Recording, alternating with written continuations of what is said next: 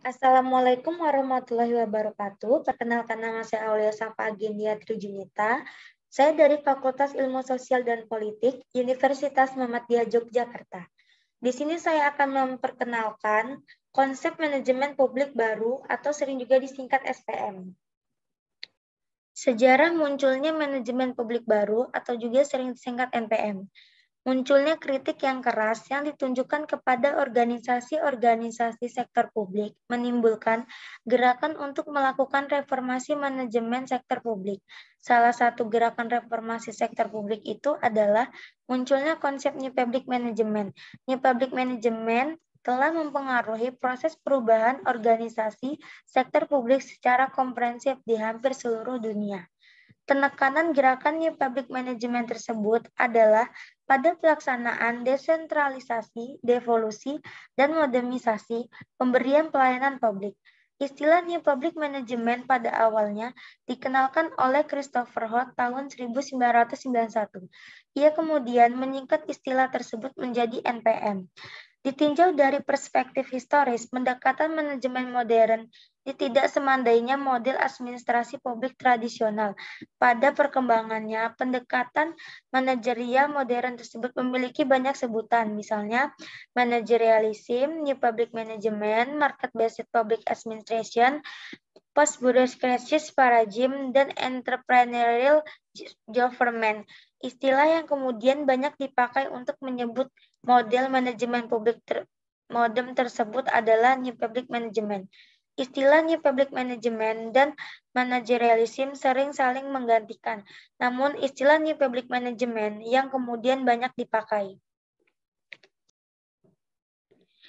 Perubahan model manajemen publik tersebut menunjukkan adanya pergeseran besar dari model administrasi publik tradisional menuju sistem manajemen publik modern yang memberikan perhatian yang lebih besar terhadap pencapaian kinerja dan akuntabilitas manajer publik. Kedua, perubahan itu menunjukkan adanya keinginan untuk bergerak meninggalkan model birokrasi klasik menuju model organisasi modern yang lebih fleksibel. Ketiga, perlunya dibuat tujuan organisasi yang jelas dan tujuannya personal.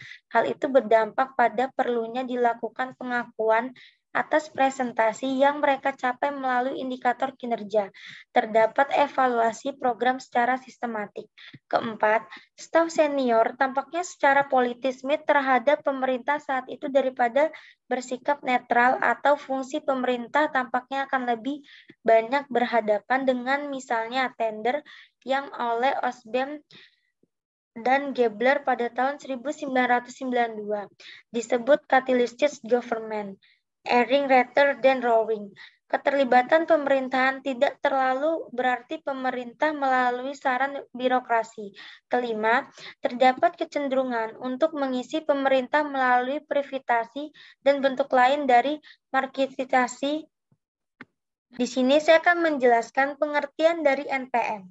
Menurut Beaufort dan Lotford pada tahun 2013, New Public Management adalah sebuah gerakan perampingan sektor publik dengan pembuatan lebih komparatif dan mencoba untuk membuat administrasi publik yang lebih responsif terhadap kebutuhan warga dengan menawarkan pengukuran ekonomi, efisiensi, dan efektivisasi, fleksibel pilihan, dan transparansi.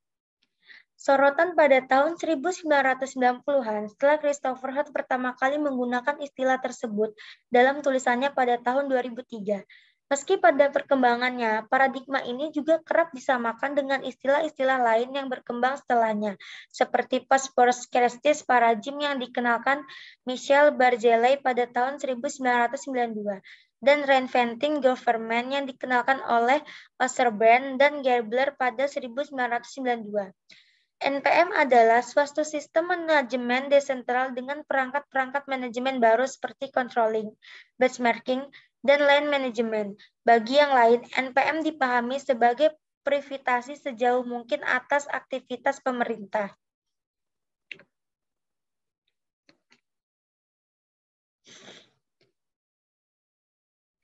Di sini ada karakteristik NPM, ada 7 karakteristik NPM. Yang pertama, manajemen lebih terfokus, tidak ada kebijakan. Yang kedua, adanya standar yang jelas dan ukuran kinerja. Yang ketiga, ditekankan pada kontrol hasil atau output. Yang keempat, pembagian tugas berikut ini unit. Yang kelima, growth pada kompetisi di tubuh sektor publik. Yang keenam, lebih besar penekanan pada pelaksanaan gaya manajemen sektor publik. Yang ketujuh, daripada disiplin meningkatkan dan tidak ada pemborosan berbagai sumber. Organisasi sektor publik sering kita gambarkan sebagai singkat, efisien, selalu rugi, berkualitas buruk, kurang inovasi, dan beberapa kelemahan lainnya. Sebut Mahmudi pada tahun 2010. New Public Management berakar pada teori manajemen. NPM mengasumsikan bahwa praktek manajemen bisnis komersial dan sektor swasta lebih baik dari praktek masyarakat. Perlu untuk menghadapi berbagai praktik manajemen yang berlaku di sektor swasta di sektor publik, penerapan mekanisme pasar, kompetisi penawaran, dan privasi perusahaan publik, inflasi NPM pada penyelenggara pemerintahan. Terdapat beberapa masalah dalam menerapkan konsep New Public Management di negara berkembang. Pertama, New Public Management didasarkan pada penerapan prinsip atau mekanisme pasar atas kebijakan publik dan manajemennya. Hal ini juga terkait dengan pengurungan peran pemerintah yang digantikan dengan pengembangannya pasar, yaitu dari pendekatan pemerintah sentris atau set-sentris menjadi pasar sentris atau market centris approach. Perekonomiannya, pasarnya lebih banyak didominasi oleh asing atau perusahaan asing, bukan pengusaha pribumi atau lokal. Di samping itu, pasar di negara berkembang tidak efektif karena tidak ada kepastian hukum yang kuat. Sebagai contoh, masalah kepatuhan terhadap kontrak kerja sesama kontrak sering menjadi masalah. Implikasi NPM pada pelayanan pemerintah.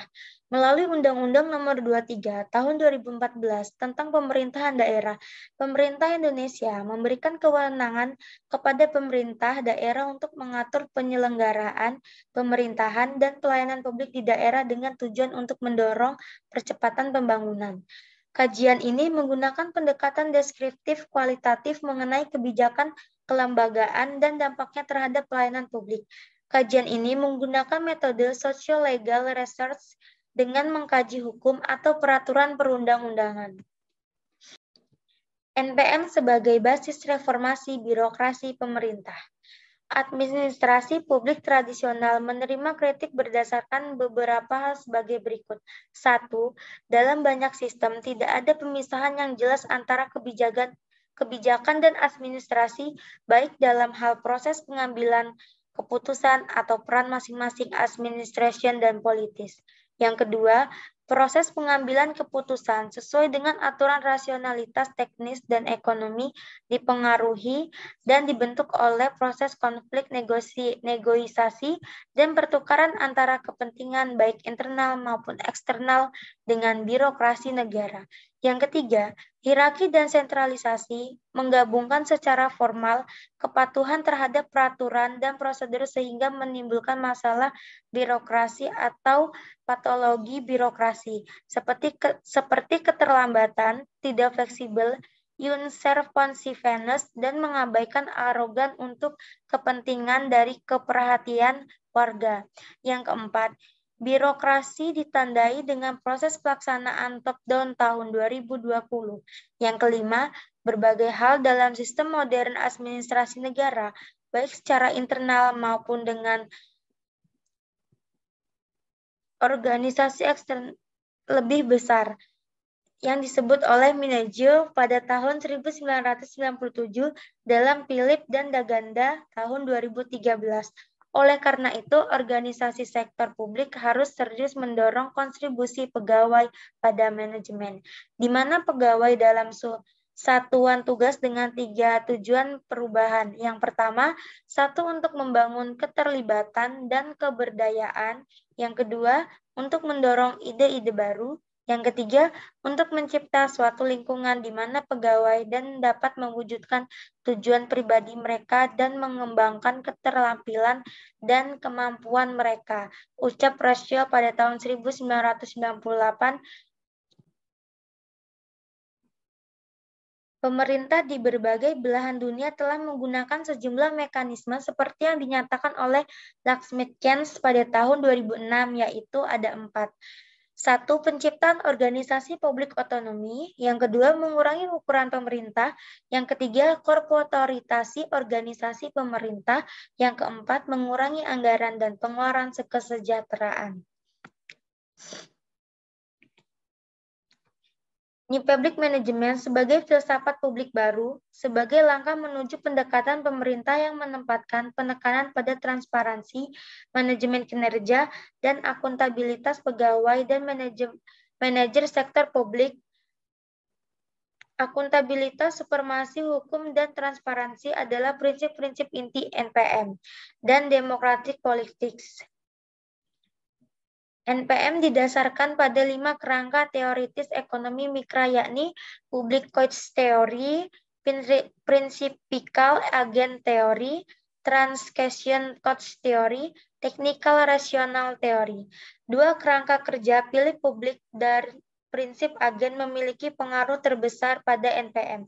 Teori pilihan publik khususnya memiliki pengaruh besar dalam pemikiran dan pengembangan ilmu politik, kebijakan publik, dan administrasi publik lebih dari 2 dekade. Kritik terhadap NPM. Komponen NPM yang diterapkan pada sektor publik telah menyebabkan perdebatan yang ketat, terutama dalam hal pengadopsian sektor publik dari prinsip sektor bisnis atau swasta. Anggapan ini didasarkan pada pandangan bahwa sektor publik sangat berbeda dari sektor swasta dan sebagai hasilnya, penerapan sikap sektor swasta dan teori tersebut tidaklah pantas. Sejumlah administrasi publik secara singkat menyerang public management, terutama pemerintah yang menciptakan kembali atau manifestasi nasional, performance review atau juga sering disingkat NPR dalam rekusesi pada tahun 2021 menunjukkan bahwa NPR gagal untuk memperhitungkan perbedaan penting antara sektor pemerintah dan swasta, dan khususnya mengabaikan premis konstitusi bahwa pemerintah didasarkan pada aturan hukum dan bukan mekanisme yang didorong pasar. Adapun kritik dari Don Levy pada tahun 2005 dalam The Ferris pada tahun 2010 adalah NPM merupakan reaksi terhadap teori administrasi publik tradisional karena masalah keuangan dan kesejahteraan fiskal negara. Kami membutuhkan ide-ide baru untuk berinovasi di organisasi publik. Komentar tentang konsep NPM. Konsep desentralisasi mempunyai makna yang sangat luas yang berhubungan dengan transfer kekuasaan dan kewenangan dari level pemerintah yang tinggi kepada yang lebih rendah dalam suatu pemerintahan. Kelebihan sistem ini adalah sebagai keputusan dan kebijakan yang ada di daerah dapat diputuskan di daerah tanpa campur tangan pemerintah pusat. New Public Management di Indonesia, di mana NPM atau manajemen berbasis kinerja di Indonesia sebenarnya sudah dimulai sejak tahun 1999 dengan dikeluarkannya Instruksi Presiden Nomor 7 Tahun 1999 tentang akuntabilitas kinerja instansi pemerintah. Melaksanakan akuntabilitas kinerja instansi pemerintah merupakan wujud pertanggungjawaban instansi pemerintah dalam mencapai misi dan tujuan organisasi dalam pelaksanaan tugas-tugas pemerintahan.